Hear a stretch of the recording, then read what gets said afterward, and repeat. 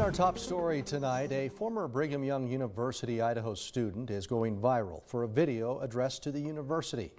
Eyewitness News 3 reporter Rachel Fabi has more on why the student says the school is not doing enough to protect survivors of sexual assault and abuse.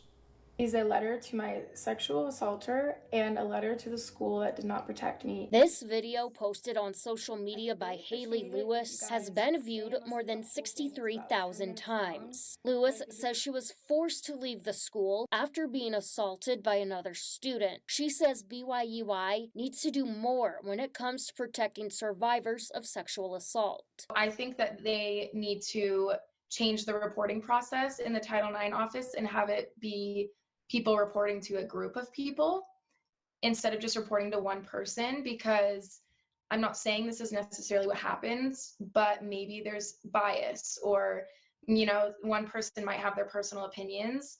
And so I think it needs to be a group of people that we report to, and it needs to include men and women. She understands when there's not enough evidence to kick the accused out, the school can't take action. But when it comes to having legal action taken, the school should respond. Like a legal restraining order, which happened in my case, that the law obviously saw there was enough danger for my safety that they gave me a restraining order against him. So in that case, I think the school needs to kick them out, because when I was at campus, I was worried every day that there was gonna be a violation to the restraining order, because it goes both ways. Like, I can't violate it either.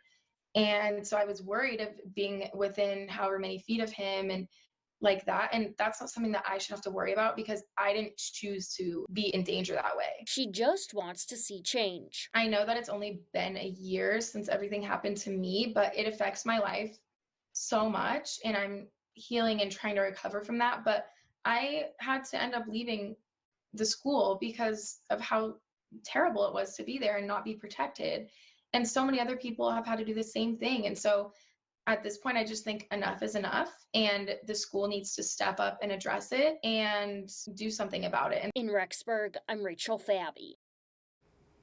Both the university and the Title IX office declined to comment on how they handle allegations and treat survivors. But on the Title IX's website, it does read, quote, "The university may remove a respondent from its education program or activity on an emergency basis if it determines that an immediate threat to the physical health or safety of any student or other individual arising from the allegations of sexual harassment justifies immediate removal pending further investigation," end quote.